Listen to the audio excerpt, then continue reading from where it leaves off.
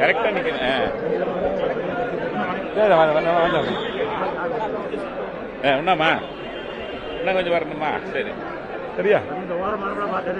Centre தான்ப்பா, centre தான், centre அது.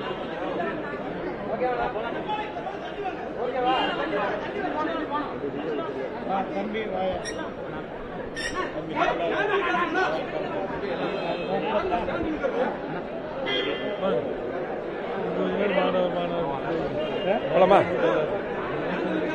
நம்முடைய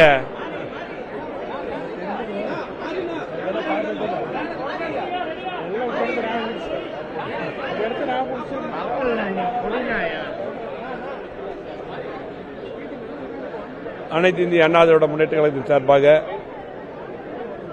புரட்சி தலைவர் எம்ஜிஆர், புரட்சி தலைவி அம்மா அவர்களுடைய நல்லாசியுடன் புரட்சி தமிழர் கழகத்துடைய பொதுச் செயலாளர், முன்னாள் முதலமைச்சர், எதிர்க்கட்சி தலைவர், வருங்கால முதலமைச்சர் அண்ணன் எடப்பாடி அவர்கள் கழகத்துடைய வேட்பாளர்களாக, வெற்றி வேட்பாளர்களாக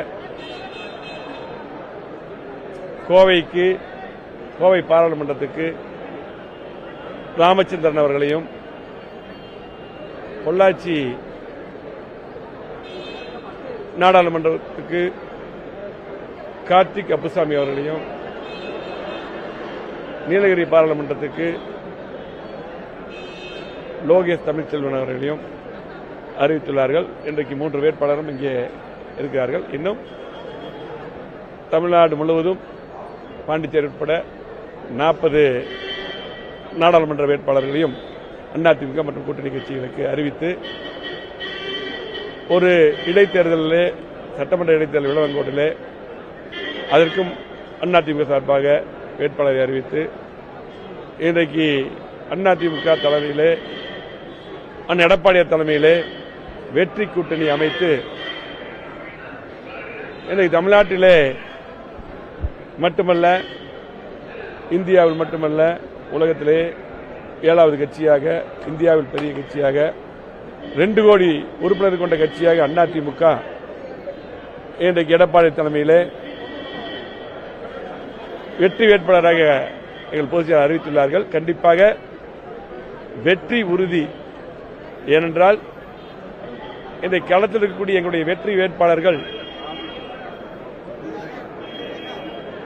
இன்றைக்கு சிறப்பான முறையில் செயல்படுபவர்கள் மட்டுமல்ல, படித்தவர்கள் மட்டுமல்ல, இந்த கழகம் பொன்விழா கண்ட கழகம் 31 ஆண்டுகள் இன்றைக்கு ஆளுகின்ற கட்சியாக இருந்து புரட்சித் தலைவர் எம்ஜிஆர், புரட்சி அம்மா, எடப்பாடி என்று பல்வேறு திட்டங்களை தந்து, குறிப்பாக இந்த 3 வேட்பாளர்கள் கோவை, அதேபோல நீலகிரி, திருப்பூர், இதெல்லாம் வரும். இந்த 3 பார்லிமெண்ட், இந்த 3 பாராளுமன்ற தேர்தலும் குறிப்பாக இந்த பகுதிக்கு மிகப்பெரிய வளர்ச்சியை, குறிப்பாக அம்மா அவர்களும் எடப்பாடி அவர்கள் இருக்கும் பொழுது பல்வேறு திட்டங்களை 50 ஆண்டுகளாத வளர்ச்சியை கொடுத்து இன்றைக்கு அத்திக்கடவு வளர்ச்சி திட்டம், அதே போல ஸ்மார்ட் சிட்டி, கூட்டுக்குடிநீர் திட்டங்கள், பாலங்கள், சாலைகள், அதிகமான கல்லூரிகள் என்று சொல்லிட்டே போலாம்.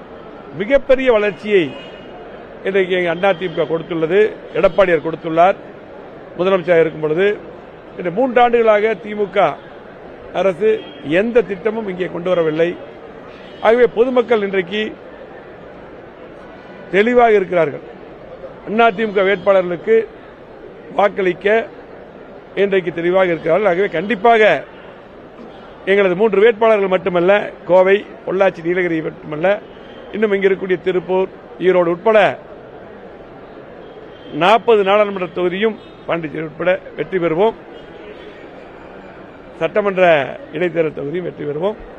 கண்டிப்பாக இந்த வெற்றி வருகின்ற சட்டமன்ற தேர்தலில் எதிரொலித்து மீண்டும் முதலமைச்சராக எடப்பாடியார் வருவார். நன்றி, வணக்கம்.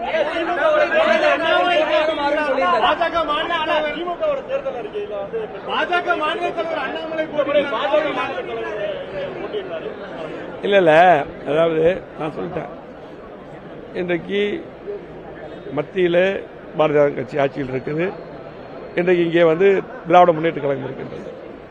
இன்றைக்கு கோவை மாவட்டத்துக்கு திட்டங்கள் தந்ததெல்லாம் பாத்தீங்கன்னா அதிமுக. அது மட்டுமல்ல, பெட்ரோல் டீசலை விலை பொறுத்தளவுக்கு திமுக பேசவே கூடாது. நாங்க சொன்ன வாக்குறுதிகள் எதுவுமே நிறைவேற்றல. 520 வாக்குறுதிகள் தந்தாங்க. அதான் எங்களுடைய பொதுச்செயலாளர் எடப்பாடி அவர்கள் தெளிவா சொன்னார் பேட்டியில. எந்த வாக்குறுதியும் இந்த 3 ஆண்டுகள் நிறைவேற்றல. ஆகவே அதிமுக வாக்குறுதி தந்தால் நிறைவேற்றுவார்கள். அது மட்டுமல்ல, 37 எம்பிகள் 14 அம்மாவுடைய தலைமையில் வெற்றி பெற்று அதுபோல எடப்பாடியார் இருக்கும் பொழுது காவிரி மேலாண்மை வாரியம் அமைப்பதற்காக நாடாளுமன்றத்தை 22 நாள் முடங்கினாங்க. ஆனால் 38 எம்பி திமுக இருந்து எதுவுமே செய்யல. ஆகவே இன்றைக்கு நாடாளுமன்றத்தில் பொறுத்தளவுக்கு தமிழ்நாட்டுடைய உரிமையை மீட்க எங்களது அதிமுக மற்றும் கூட்டணி கட்சி வேட்பாளர்கள் வெற்றி பெற்று நாடாளுமன்ற உறுப்பினராக கண்டிப்பாக உரிமையை மீட்டெடுப்பார்கள். ஆகவே எங்களுக்கு வெற்றி உறுதி. ஏனென்றால் சொன்னதை செய்யக்கூடிய இயக்கம் அதிமுக. அதே போல சொன்னதை செய்யக்கூடிய இன்றைக்கு எங்களுடைய தலைவர், பொதுச் செயலாளர், முன்னாள் முதலமைச்சர், வருங்கால முதலமைச்சர் எடப்பாடி அவர்கள் மட்டும்தான். மக்கள் தெளிவாக இருக்கிறார்கள். நன்றி, வணக்கம். ஜெய் ஜெய்